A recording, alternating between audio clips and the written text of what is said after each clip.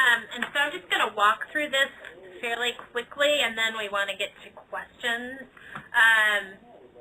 And keep in mind there are some caveats about the data, so I would encourage you to, I'm not going to get into it now because it's pretty boring. I will mention some of them as we go along. But we do have a complete kind of story about how we analyze the data and what things to look for. For example, we only included on the app doctors with, for each drug and doctor, there had to be at least 50 claims. And a claim means a drug which could also have refills. So just be aware of that. That was kind of something experts told us was a good cutoff. We actually got data at 10 and higher, but there's more flakiness at the lower numbers. We also have an FAQ that kind of walks you through, like, why isn't a doctor in here, what things to look for, why we chose certain things, and we'll look at some of that in a bit. So there have been a couple of local stories already, and a good way to get to your local story, if that's what you're interested in, is to just go to your state, and I'm going to do, just because there's already been a few stories there, in West Virginia, which was kind of actually interesting. If you look in your state, it'll give us a list of the number of doctors by specialty, and that is really just a navigation tool to let you dig into a specialty, but then also what the most prescribed drugs in that state are.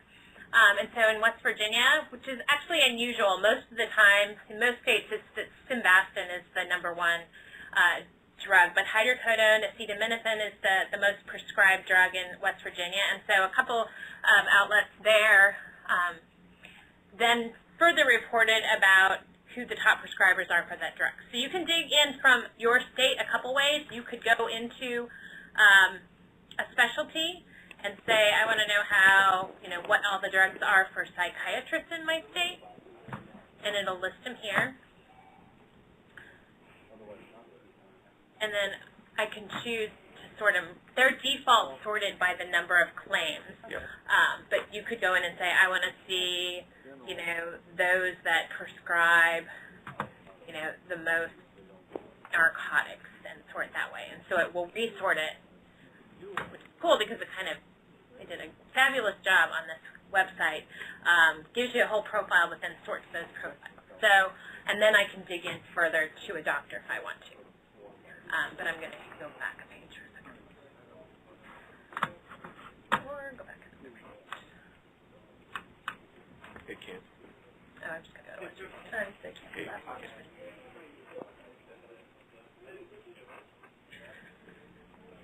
I do know how to use a computer.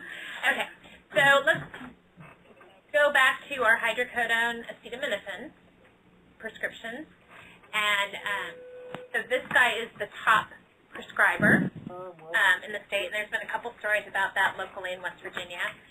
He's got a weird, we use the specialties that physicians, basically, when they get their national identifier number, they can say what their primary specialty is, and then up to 14 additional subspecialties.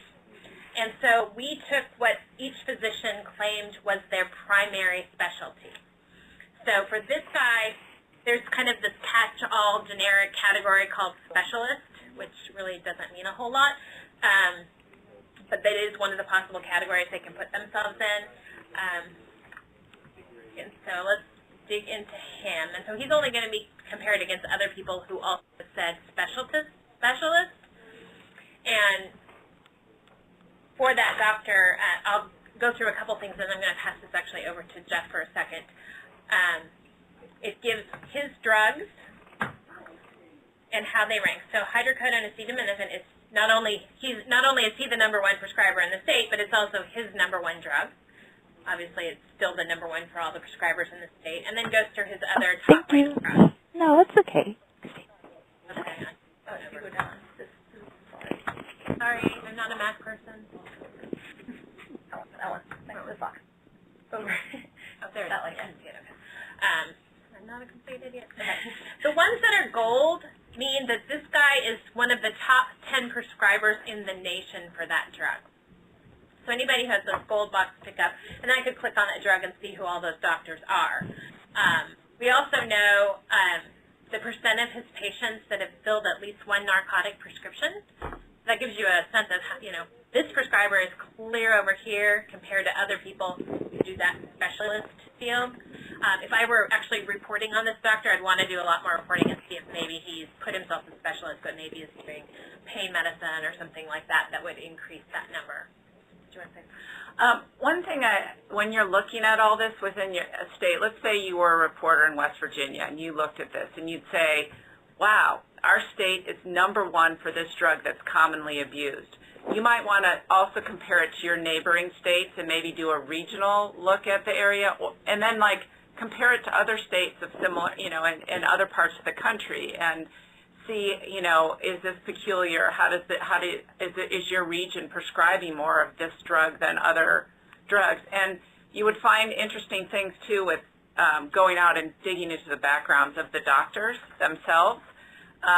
But also, if that second drug it shows he's one of the top 10 prescribers of that drug in the nation, who are the other doctors? Why are they prescribing this drug when, a lot of other doctors are not prescribing it? Or what's good about this drug? I mean, it'll take talking to those doctors, but these are all red flags of something that you could take a look at.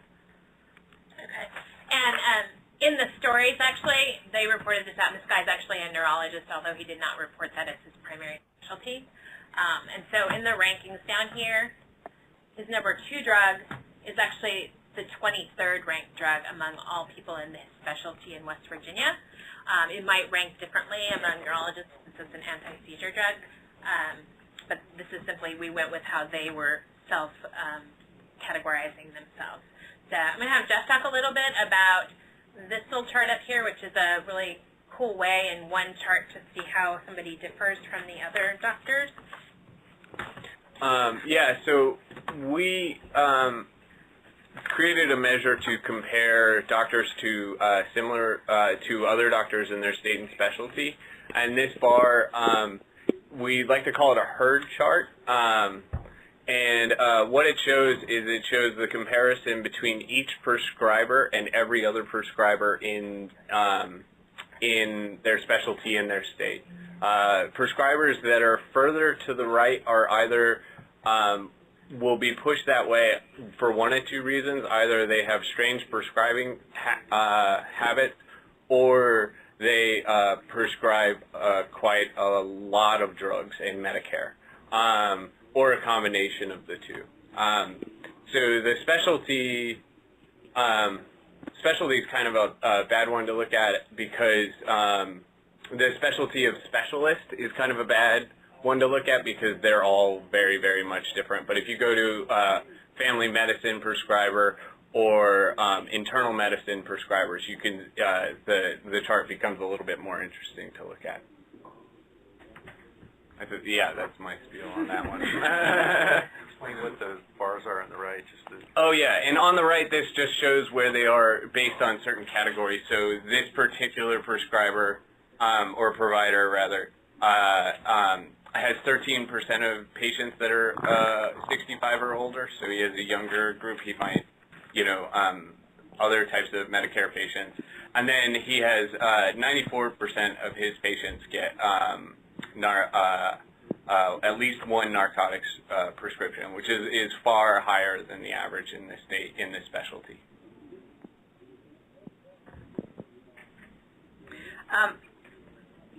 Just so you know, when we were looking at each of these doctors, and I don't know, some folks on the call might not be familiar, we did a number of things. We looked at, whether or not these doctors were board certified in their specialty. Not that that necessarily makes a difference because some doctors, train for something and never get board certified, but it allowed us to see what their qualifications were.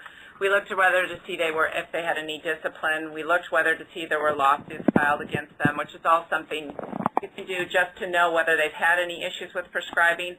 But many times it's just an interesting story, like one of the doctors we looked at was prescribing an Alzheimer's drug to folks under 65.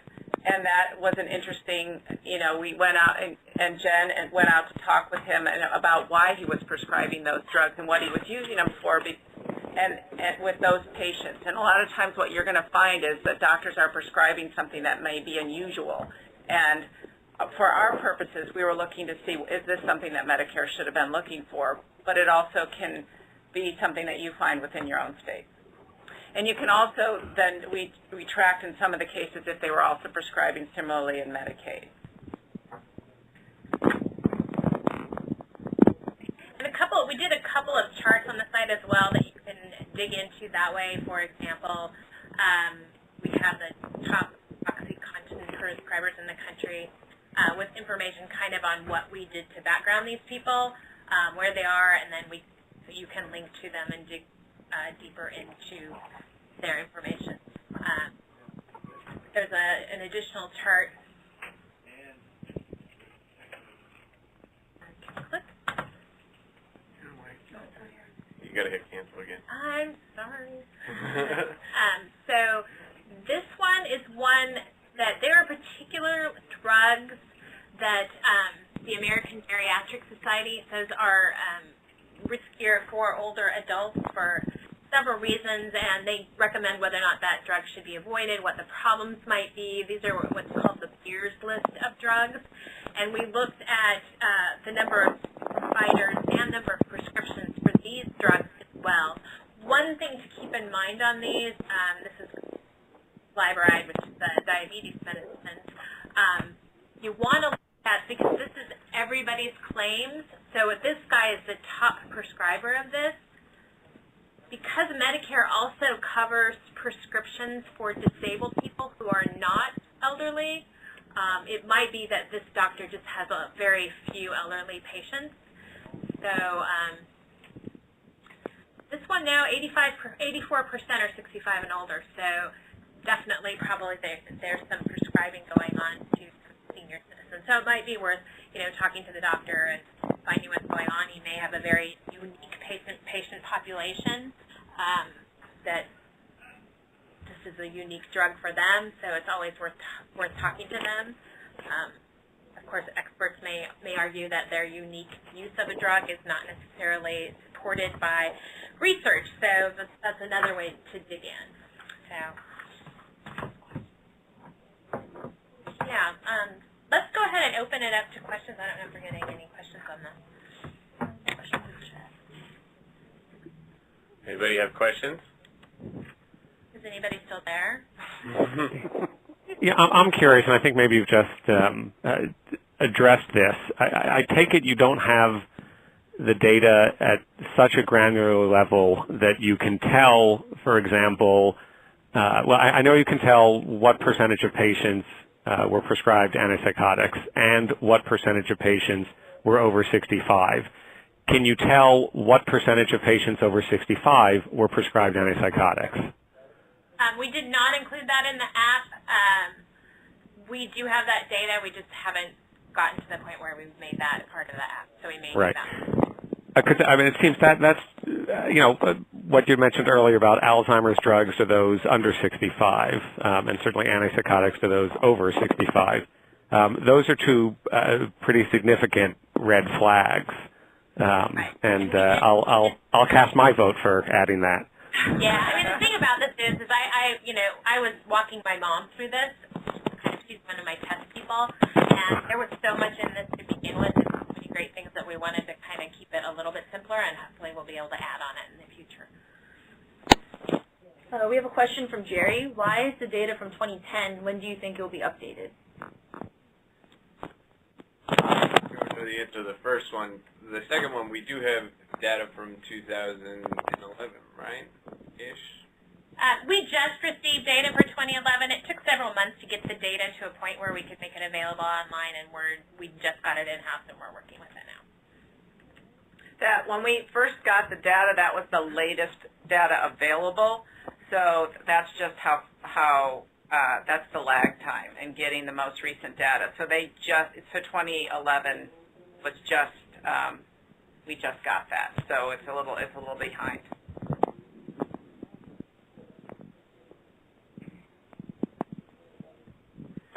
And is there any way to rank all doctors in the state or only within a specialty? I don't know. There's not, because comparing doctors across specialties is sort of weird. Yeah, and we did that purposefully because it's really not, I mean, if you're comparing doctors, it really makes sense to compare them to their peers, not to everyone else, because different specialties prescribe so differently. But if I'm not looking to compare, if I just want to know who's giving the most OxyContin, probably a pain doctor, but maybe it's not. You can get the doctor who prescribes the most OxyContin by drilling in by the drug. So Gotcha. Okay. All right. And that's really what I meant. Yeah. Oh, okay. Yeah, you can do. So by drug you can go across specialties. Yeah. So if you go Gotcha. to Texas and click on hydrocodone, you'll see this is just top prescribers of hydrocodone in Texas. Right. Okay. Okay. Excellent. So we had a question from Markian. I'm going to do terribly at that name, but I noticed that under the state list you can sort by city. Is there a way to sort by zip code or county?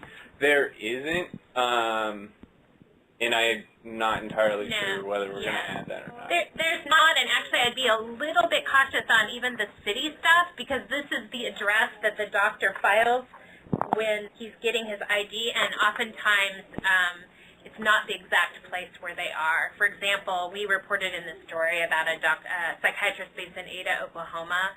His NPI address is actually in Kanawha, Oklahoma. So oftentimes it's even a different city from where they actually work, or they work in multiple cities. So just be cautious of that. We have a question about talking about the process of getting these records, whether or not we had to keep certain things confidential and how much it costs. It was a very long negotiation to get these records, and a lot of it played that we had previously done big databases at ProPublica and had showed a certain sense of responsibility with the data. We did not have to pay for it. It was an enormous amount of work to get it in a form we could use. The one caveat was we didn't include, if a prescriber wrote less than 10 prescriptions for a drug, that we... Yeah, CMS was worried about being able to identify a patient if a doctor gave one drug once, and you could, I guess, stand in front of the doctor's office and see that one patient coming in and out and getting their drug or something. So they masked anything that was 10 or fewer per drug per patient. So we got anything above that. But then they also did run aggregate numbers, so we had some overall totals to compare that to. And it was a long process of conversations. We had meetings with, two people from every office at CMS to really talk this through. And CMS has actually spoken at a couple of transparency conferences about what a great process this was. So we felt that we really wanted to make them comfortable with how we were going to use the data, that we didn't want to identify patients, that we weren't interested in violating any sort of a HIPAA restriction. But one thing I did want to add, because the next question kind of gets to this, one of the most important things about going to talk to these doctors that we learned through the process is that, like, one doctor in Alaska, a nurse practitioner in Alaska is a huge prescriber of antipsychotics. And when I had a discussion with her, it turns out that she served a population that is people with, sort of very serious psychiatric issues. And she is always titrating them up and down and sort of trying to adjust their drugs to the right balance for them. So she prescribed very small day-length prescriptions. So instead of 30 days of an antipsychotic, she gives them for very short periods. And so I actually brainstormed with her why she had so many prescriptions, and she theorized this, and we went and checked in the data, and in fact it was true. And it made us readjust how we did it in the database so that when people are prescribing in smaller increments like that, that you can see it. So someone might appear to be prescribing a lot of a drug, but really are doing a lot, but for shorter durations. And that's something that you can only find out usually by talking with a doctor. You know, many times we spoke with physicians and maybe experts really disagree with what they're prescribing, but it was really interesting to hear why they're prescribing it and the fact that no one has ever asked them about their prescribing. And so anyways, I just wanted to give you a couple of caveats to go with. Yeah, I was going to just show one quick thing that is also in the data. Okay. I'm just showing this example because that is one thing that we did add to the data. We didn't add another number because it was getting really complicated. But if you look at this little down arrow thing, there's an indicator on the chart whether or not someone is prescribing. The length of time of their prescriptions is per, you know, and that came through reporting that we found out that we needed to really get into that information in there. There's a question about we can only tell the total cost and total number of scripts, not total potency of the drugs, right? Now, some of these drugs, the name of it tells what the potency is, and you have to look that up. But a lot of times, this is going to be something you'll have to talk with a physician about. Hi, Mark Word. Right now, the data is not downloadable, but we may be making that available in the future. We were in a big push to get this up and available for people who wanted to learn about their doctors. So we will be discussing that. Stay tuned. Any other questions?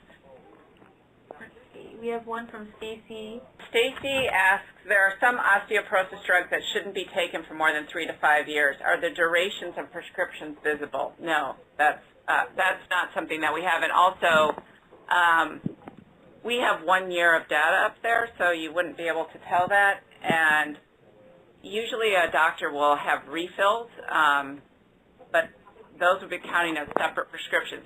One thing to note here is that initially when I was reporting, some doctors said to me when I gave them their total prescriptions, they said, oh, that must include refills, and a lot of my patients don't refill their drugs. This only includes refills that were actually filled by the pharmacy. So if a doctor says, I give the prescriptions with 6 refills and, you know, those must be counted in there, they're not. These are only when a patient has actually refilled the drug. With another question, was there any way to determine younger patients, for example, under 18?